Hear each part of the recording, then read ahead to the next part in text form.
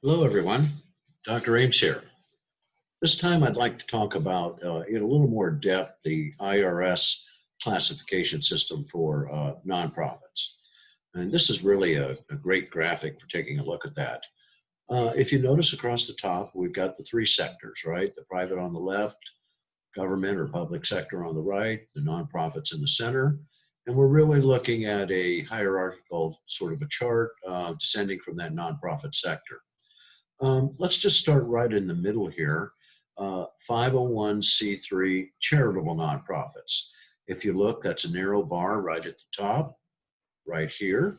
And then we've got two parts to it. 501c3 is broken into these two divisions, the private foundations and the public charities. The public charities are the ones that we're the most familiar with, just as people in general and so forth. If you give money to them, it's tax exempt.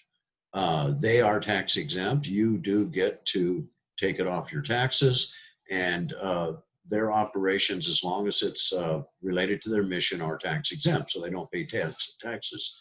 Um, they can receive gifts from anywhere, pretty much, public support from individual donors, from companies, organizations of all types. They're allowed to have grants and so forth. So anybody that gives money to them can deduct that off their taxes. The only restriction is it's up to, you can't give a charity more than 50% of your income and deduct more than 50% of what you make. And there might be some other limitations in there, smaller ones. And you can see here, this is the filing type of information. It's really not that difficult to file and become a nonprofit. The fun begins and all the work begins later when you have to do all the quarterly filings that are necessary to satisfy the IRS that you're on track and indeed really are acting like a nonprofit. If you were, for instance, to violate that non-distribution clause and give yourself a bunch of money from the nonprofit and use it for personal gain, you could be arrested and indicted for fraud. A lot of times it's considered money laundering to do that. So it is a serious thing to file those forms and so forth. And you can see there's a certain form here for a large organization that's going to start with $50,000 or more a year. And there's a different form for the smaller ones for less than that and so forth. Notice one thing about the public charities here, this largest category of all of the nonprofits. Religious congregations under the IRS charter here are really voluntary. So they're more or less exempt from a lot of the rules, and they are indeed treated quite differently. Now, if we look over here to the other one on the left, the private foundations, the 501c3s, we also find the same general characteristics that are exempt from paying taxes on revenue they earn according to their mission. If they do some investing, which sometimes a private foundation might do, then they pay a modest tax on those investments, any profits they make, actually. Generally, you hear of foundations being founded by a family or one donor, one person only, or sometimes a big organization, a corporation of some type will found a foundation. Really, what we're talking about here is public charities are just that. They're charity, where foundations are philanthropic sort of enterprises. And they're meant to last forever into perpetuity beyond the lifetime of the founders and all of that, and to do some real good for society.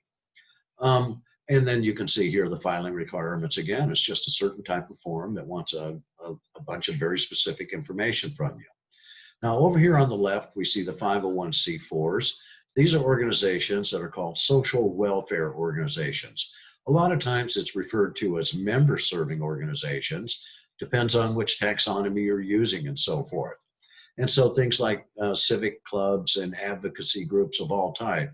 And here you can see the examples are Sierra Club, which is environmentalist advocacy group, the NRA, of course, for firearms, the Second Amendment advocacy group, NCAACP for civil rights, and so forth. Again, they are also tax exempt. So if they are earning revenue related to their mission, they do not have to pay taxes on it. But if people give these 501c4s money, it is not tax deductible for them. Now, over on the right, on this far right box, you can see other tax exempt organizations. We have quite a variety here, a bigger list really than this, what we're seeing. There are 501c5s, C6s, C7s, C8s, and so forth on down. And they all get very specific in what they cover. But they are very similar to the C4s in the sense that they serve members of a very specific type. So the C5s are all about agriculture, horticulture, which is also the raising of flowers and so forth. So it's not really all about just raising food. Labor organizations like unions and bureaus, which are co-ops of different within different industries. 501c6s here, as you can see, are business leagues, chambers of commerce, trade associations. For me, it's a little hard to know what would I call a C6 and a C4. Many of the textbooks I've looked in before, if you look down to the bottom, it says credit unions. Well, I've read in many textbooks that 501c4s include credit unions. So I think there is a small amount of confusion here on where things fit.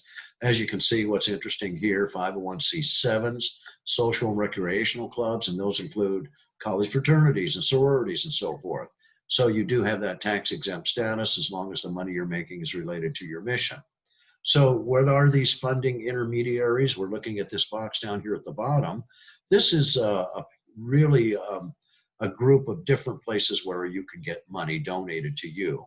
So grant making private foundations, sometimes these 501c3s right up here, the foundations, are established really so that they can offer grants to other nonprofits doing work in certain areas of whatever it is that they're interested in, whatever causes and so forth. And so we do see a place like the United Way, a huge nonprofit, also funds other smaller nonprofits and indeed works with them of all types and provides funds and so forth. Okay, folks, that's all I really want to talk about this time. I'll talk to you again soon.